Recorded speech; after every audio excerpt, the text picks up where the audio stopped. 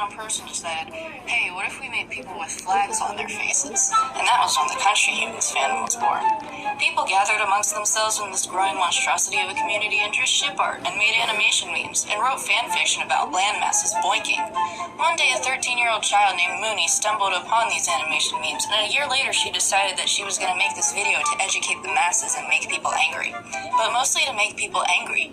Act 1. There were a bunch of ancient empires in Mesopotamia and other places in the middle of nowhere that nobody talks about because apparently prehistory in the Middle Ages isn't interesting enough for Zoomers. But I'm going to do a quick rundown of it anyways.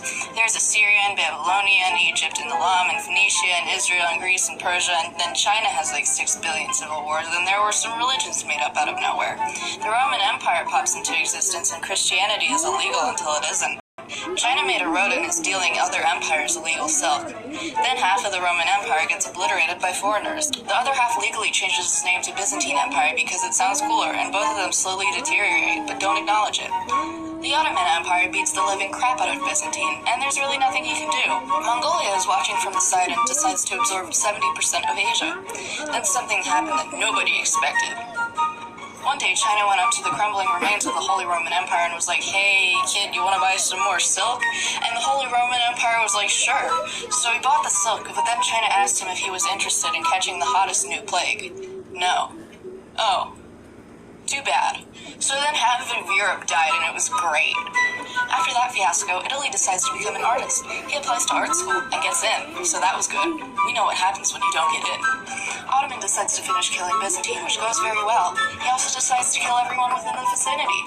Suddenly, 2 continents are discovered by Portugal and Spain, and they each claim half of the world, even though most of the world is already owned by other people. Persia became resurrected somehow, and Russia is existing. Act 2. Spain, England, France, and the Netherlands start colonizing everybody and treating their colonies like human garbage. And for 7 years, all the neighbors have to put up with the sounds of domestic violence coming from Britain and France's house. Britain has no money, so he asks America for money, but America dumps all of his tea into the ocean. Son, that tea is precious. Okay, boomer. Then with the help of France, America kicks his father out of his continent. France has a revolution, and then the Napoleonic Wars kill millions of people, but we don't have to talk about that. Spain adopts out her South American children after a custody battle between herself and her children for the custody of her children. Her children won the custody of her children and became independent. China loses a game of Monopoly to Britain, and Hong Kong is born. India is getting tired of Britain treating her like shit, so she goes up to him and asks him for independence. Hey, I was just wondering if I could have freedom. Okay, boomer. What? America has a civil war, and the Union murders its brother, the Confederacy, and now racism will definitely never become a problem ever again. Definitely. Then he annexes half of Mexico and snatches Hawaii to celebrate. He goes to war with Spain over Cuba for a bit, but then nobody really cares. Panama gets bisected. Everyone colonizes Africa, except Ethiopia. Act 3. Austria-Hungary takes an Uber to McDonald's one day when Serbia climbs out of a very deep pothole and shoots her. Her husband, the German Empire, throws a hissy fit, and the two of them hold a gun to Serbia's head before Russia and France step in. Ottoman joins the fun. He loves group projects because it helps him hide the bodies in his backyard. Britain gets pissy when Belgium is invaded by the German Empire, and he joins the war, and so do his children and his friends. Japan and Italy. Bulgaria joins the Central Powers Friendship Club. The German Empire wants more friends, so he sends a message to Mexico and asks if he wants to form an alliance, but Britain intercepts it and shows it to America, who comes in guns blazing. China also gets involved because he's bored. The Russian Empire is murdered by his son, the Soviet Union, whose main philosophy is sharing is caring, except he really doesn't care. He quits the war. So, things are kind of a mess back home, so I'm just gonna kind of skedaddle. See you guys later. He seems different. Suddenly, there's a pandemic. A pandemic. Why does this sound familiar? The Central Powers get their asses kicked. Austria-Hungary dies, and so does Ottoman, while Bulgaria carries on with life, and the German Empire goes to a retirement home. Austria-Hungary and the German Empire's children are left to take care of the remainder of their territory. Then the whole world is diagnosed with depression, and the Weimar Republic starts printing more money, which just makes it worse, so his brother murders him in cold blood and establishes a dictatorship. Australia loses a war to the emus. Act 4. Italy decides that fascism is hot, so he becomes an asshole, and shortly after that, he invades Ethiopia. You had this coming. Imperial Japan sees all this unfold, and she also decides to be a jerk and invades China and commits war crimes. Oh, whoa, what's this?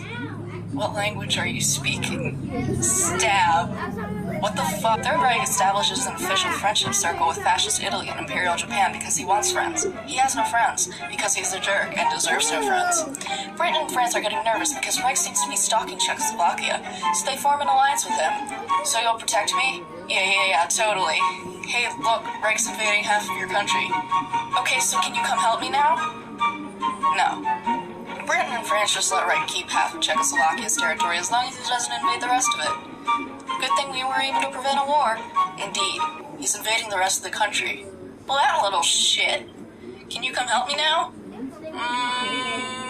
Nah. You're all assholes. So Reich snatches Czechoslovakia and gets away with it. He forms an alliance with Austria and sets his sights on Poland, but Britain and France are like, oh no you don't. He's scared of Britain and France because he's a pussy. He decides he wants more friends, so he invites the local communist over for a diplomatic discussion. Hey, wanna kill millions of people together? Yeah, sure. Dad, I'm hungry. Not now, sweetie, but I really wanna eat. Shut the fuck up or I will strangle you. Good parenting. Alright, let's load up the tanks. Together, which makes Poland very sad. Can you guys come help me? Nah. So Reich invades more and more of Europe, and then he shoves a baguette down France's throat and almost chokes her to death and forces her to surrender, which makes Britain sad because his wife was just abducted by a genocidal midget. He starts taking the war seriously and bombing the shit out of Germany's capital cities, and Reich pulls out an Uno reverse card and does the exact same to him. Reich is getting kinda bored, so he decides to invade Soviet children, breaking their alliance in an episode of Top 10 Anime Betrayals. I thought our friendship was special. You're bald and gay. For some reason, this is also considered a mating ritual. Imperial Japan decides to take after her good old friend and shoots herself in the foot by bombing Pearl Harbor, so America joins the war. Fascist Italy switches teams and goes to a nursing home, and France is liberated, and Reich is being pushed out of Europe, and Imperial Japan is being pushed out of Asia. Reich realizes that he's failing miserably, and he commits toaster bath. Dad? Well, good fucking riddance. Hi there! Oh shit, Imperial Japan is pissed that her murder buddy is dead, but she won't stop fighting, so America has to drop some extinction eggs on her. Why didn't you tell me? Sorry, I didn't think about it. It's okay, I have spies. Wait, I didn't mean to say that. Germany was split into East and West, and America helped Imperial Japan's daughter, Japan, get her shit back together.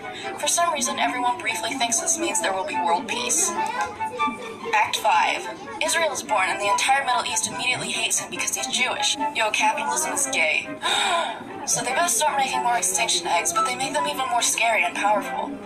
North Korea and South Korea disown each other, and Soviet and America sponsor their wars. Then they both give up. North Vietnam and South Vietnam also disown each other, and the sponsorships continue while Soviet adopts Cuba and makes good friends with China, but then they aren't friends anymore. Hey kid, you wanna buy some missiles? Yeah, sure. You weren't supposed to do that.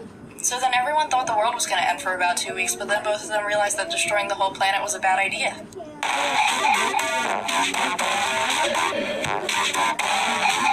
Soviet thinks space is cool, so he launches a satellite and a dog and a human.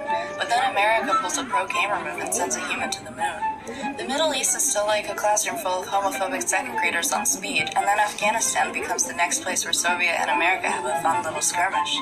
Suddenly, one of America's power plants in Pennsylvania malfunctions, but nothing really happens. Hold my beer. Boom. Oh shit. China decides to murder college students because they were asking politely for basic human rights, but then he claims it never happened, so it obviously never happened.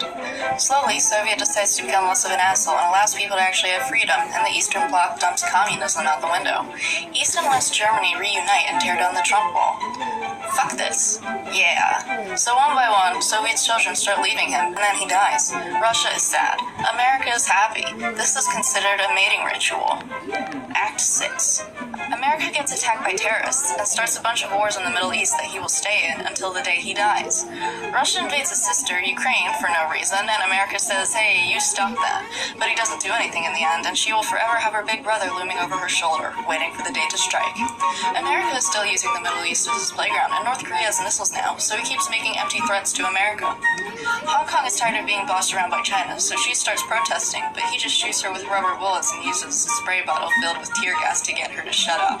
Due to your abuse of Hong Kong, we're going to stop selling you rubber bullets. Well then, I guess I'll just have to use real bullets. America gets the idea to bomb Iran for fun, and then Iran gets all pissy and everyone thinks that World War III is about to happen, but then everything calms down. Well, I'm glad that's over. Hopefully nothing else bad happens in 2020. What? Thank you for watching this video. I don't even really know what this was, but if you enjoyed, please consider subscribing. Here's a playlist of my other videos if you're interested in checking out more of my bullshittery, and I hope you all have a really nice day. Goodbye. My mommy said she wishes you were dead.